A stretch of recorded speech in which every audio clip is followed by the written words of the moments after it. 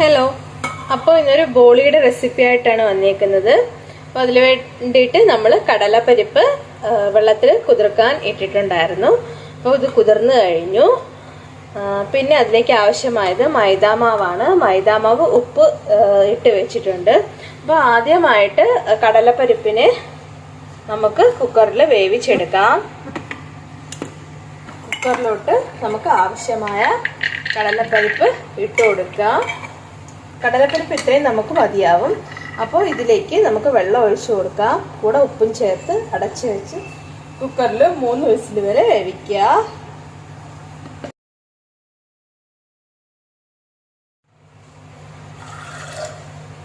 ഉപ്പ് ചേർക്കാം. ഉപ്പ് ചേർത്ത് കൊടുത്തു. കുക്കറിൽ വെച്ച് ഇതിനെ വേവിക്കാം. നമുക്ക് ഇതിനാവശ്യമായ മൈദാമാവ് തയ്യാറാക്കിയെടുക്കാം. മൈദാമാവ് എടുത്ത് വെച്ചിട്ടുണ്ട്. അതിലേക്ക് ഉപ്പ് ഞാൻ ചേർത്ത് കൊടുത്തു കഴിഞ്ഞു. കുറച്ച് മഞ്ഞൾപ്പൊടി ഇട്ട് കൊടുക്കുക. മഞ്ഞൾപ്പൊടി ചേർത്ത് കഴിഞ്ഞു. ഇനി കുറച്ച് വെള്ളം ഒഴിച്ച് ഇതിനെ കുഴച്ചെടുക്കണം.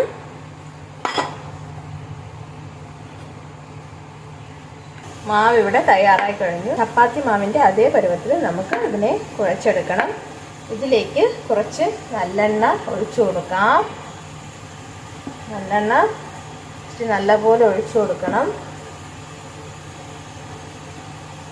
നല്ലെണ്ണ ഒഴിച്ചു കൊടുത്ത് അരമണിക്കൂർ നേരം റെസ്റ്റ് ചെയ്യാൻ വെക്കണം. കുറച്ച് മുകളിൽ നിൽക്കണം നല്ലെണ്ണ. കുറച്ചുകൂടി ഒഴിച്ചു കൊടുക്കാം.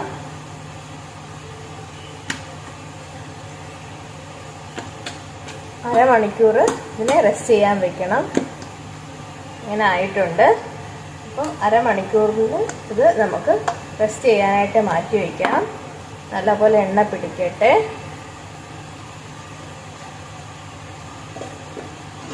നമ്മുടെ കടലപ്പരിപ്പും ഇവിടെ വെന്ത് കഴിഞ്ഞിട്ടുണ്ട്. അപ്പോൾ ഇതിനെ നമുക്കൊന്ന് മിക്സിയിൽ അരച്ച് എടുക്കണം. നല്ല പരുവത്തിന് കിട്ടിയിട്ടുണ്ട്. പിന്നെ മിക്സിയിൽ അരച്ചെടുക്കാം നമുക്ക്. അപ്പോൾ കടലമാവ് നല്ലപോലെ അരച്ച് എടുത്തിട്ടുണ്ട്. ഇതിലേക്ക് നമുക്ക് പഞ്ചസാരയും ഏലക്കയും കൂടെ ചേർത്ത് പൊടിച്ചതാണ്. അത് ചേർത്ത് നല്ലപോലെ ഇളക്കി യോജിപ്പിക്കണം.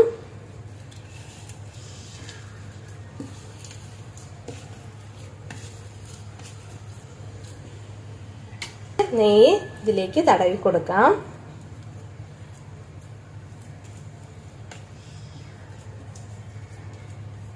നമുക്ക് ചെറിയ ചെറിയ ബോൾസ് ആയിട്ട് ഇതിനെ ഉരുട്ടി എടുക്കണം.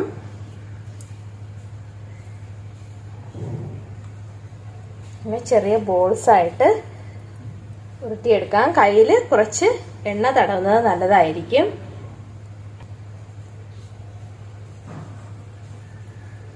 കുറച്ച് ബോൾസ് ആയിട്ട് നമുക്ക്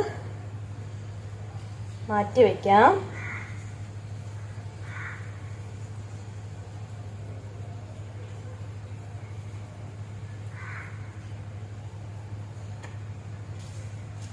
ഇതിവിടെ തയ്യാറായി കഴിഞ്ഞു. അപ്പോൾ മാവ് പരത്തിയത് കുറച്ച് എടുക്കുക.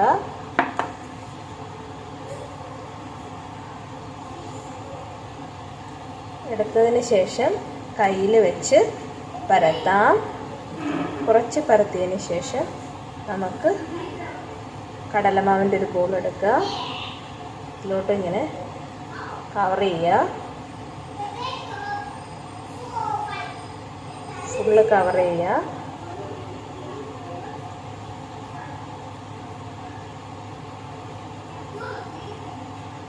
മൊത്തത്തിൽ കവർ ചെയ്യുക. ഇങ്ങനെ ഉരുട്ടി എടുക്കുക. ഒന്നുകൂടെ കാണിക്കാം. ഞാൻ മാവെടുക്കുക. മൈദാമാവ് എടുക്കുക. പിന്നെ ഒന്ന് ബോളായിട്ട് എടുത്തതിന് ശേഷം നമുക്ക് ഇങ്ങനെ കൈവച്ച് പരത്താം.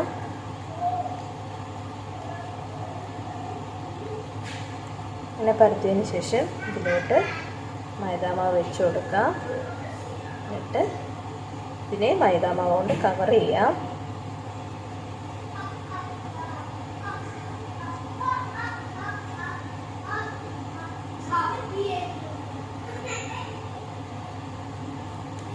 ശേഷം ഉരുട്ടിയെടുക്കുക.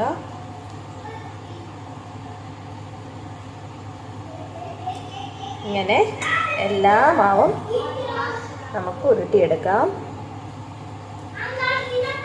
അപ്പോൾ ഇതിവിടെ നമ്മൾ ബോൾസ് ആക്കി വെച്ചിട്ടുണ്ട്. ഇതിനെ ഇനി നമുക്ക് പരത്തിയെടുക്കണം. ഓരോ ഉരുളകളായിട്ട് എടുത്ത് പരത്താം. പരത്തിയെടുക്കാം. കുറച്ച് പൊടി തടവിയിട്ട് പരത്തിയെടുക്കണം.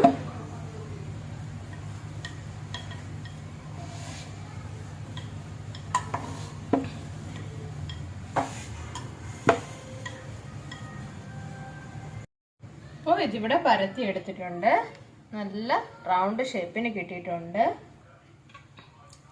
ഇങ്ങനെ ഓരോന്നും നമുക്ക് പരത്തിയെടുക്കാം.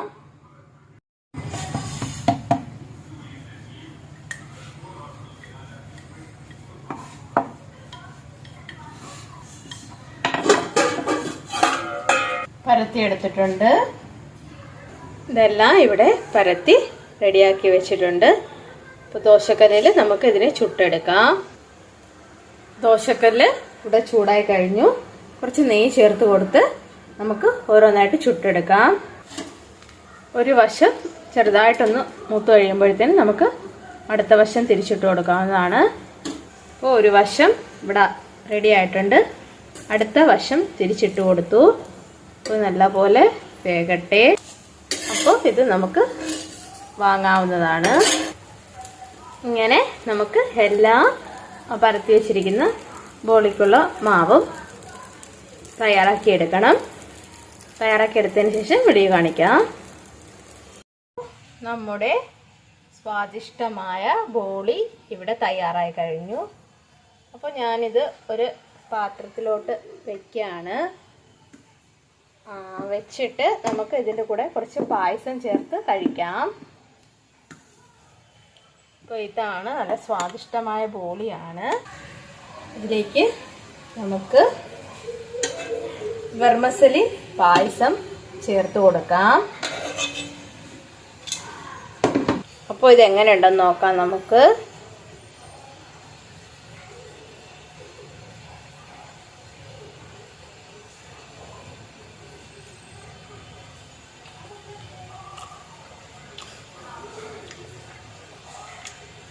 വളരെ ടേസ്റ്റി ആയിട്ടുള്ള ഒരു റെസിപ്പിയാണ്.